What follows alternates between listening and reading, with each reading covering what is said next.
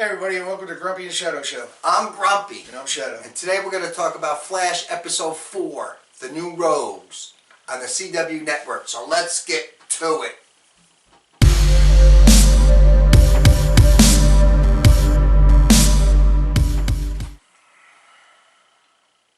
So a lot of stuff happened this episode, so let's start at the beginning. Mirror Master and Top were fighting with Captain Cold back the day Particle Accelerator went off. Particle Accelerator goes off.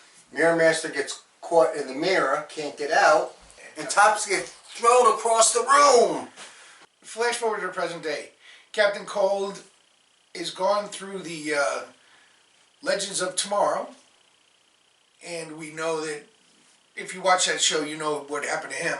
We find Mirror Master just being released from the mirror he was in.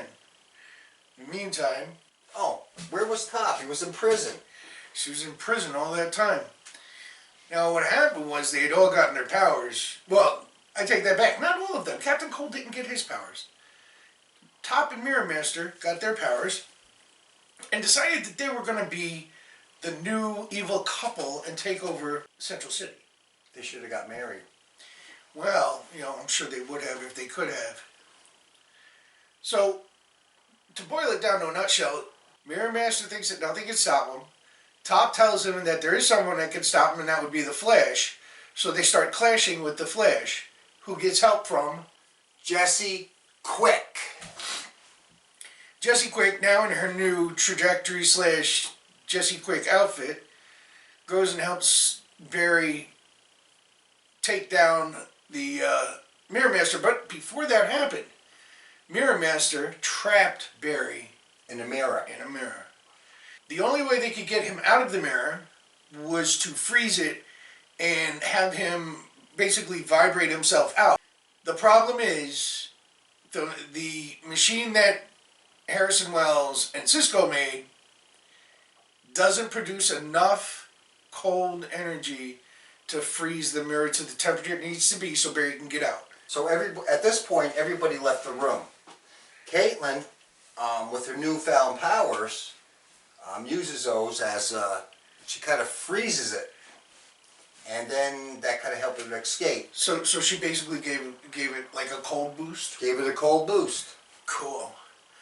All right, so Or should say cold. okay, so that gets Barry out of the mirror. Now we know that him and Jesse team up and take down Mirror Master and Top. On a side note, you've got the romance going on between Wally and Jesse. Quick. And I thought they were going to get together last season. They made such a great team. But he also knows that she's going back to her own world soon, and he's kind of afraid to get involved with that. Kind of have feelings for her that she won't be there. I think that's the problem.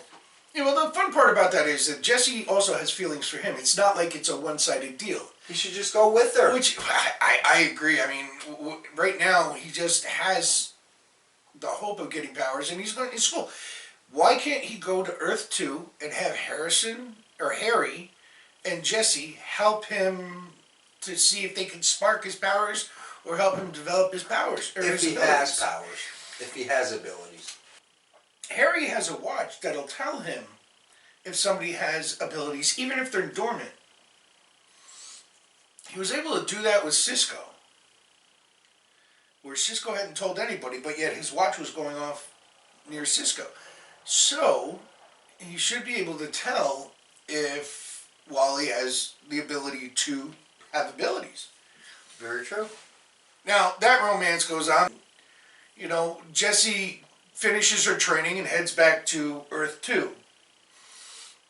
But before that happens, Harry, not wanting to leave the team short, sends out a coded message. They kind of like put applications out for other Harrys. Right. He sent a coded message through the multiverse as part of a puzzle.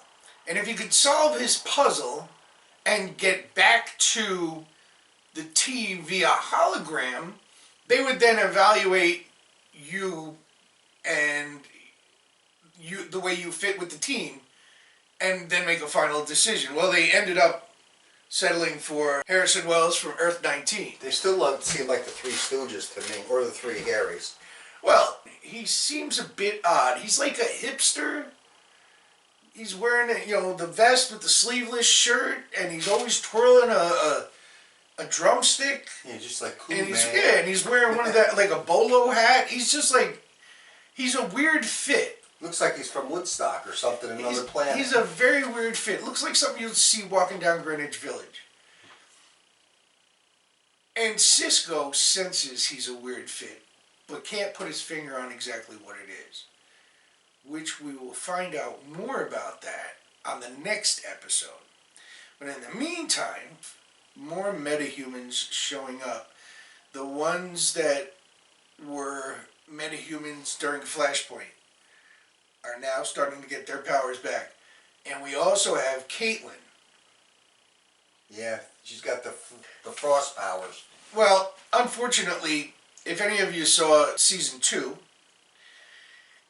you'd know that there was Killer Frost and there was Caitlin. Killer Frost had white hair, blue lips, and bluish white eyes. Is that when she was in the shower? When she was in the shower, the water froze. She Correct. comes out of the shower. She dries herself off. Her hair has white streaks, and she cuts it off. She's trying to hide her right. identity. And right if you now. notice that her lips were blue too. I don't know if her eyes started to change. I didn't get a good look at that. If her eyes started to change at that point, but you know that she had the blue lips and the white streak of hair, which she cut off because I feel she did it because she doesn't want to become Killer Frost. She saw how evil and nasty Killer Frost was and heartless, and she doesn't want to be that person. So she cut off the white hair, and as we find out in the next episode, she searches out the help of her mother to deal with what's happening with her. And speaking of next episode, some strange things going on. There's a giant monster, and it's not. See, I've heard these internet murmurs that people think, well, it's some sort of fear toxin. Someone has a fear toxin and is making people see their worst fears. But the problem is, everybody sees this monster. Everybody. It's not like Barry sees the monster while someone else sees, little children, playing with clowns or whatever. Everyone sees the monster. So it can't be a single fear toxin. And I don't think that it's mass hysteria. So there has to be some way, unless there's a metahuman that can project. I just thought of this. Maybe there's a metahuman that can project himself to look much bigger and scarier than he really is. Which would be awesome. It'd be like he's really tiny inside. And then you see a bigger clown. But people think that he's a giant monster. They see him as a giant monster. That would be awesome. I really don't know what the story is with this giant monster. But I do know that we did not see anything of Julie in this episode. So I'm sure that we're going to see more of him next episode. And I'm sure we're going to see more. I would like to see more of Joe and this relationship he has with the DA.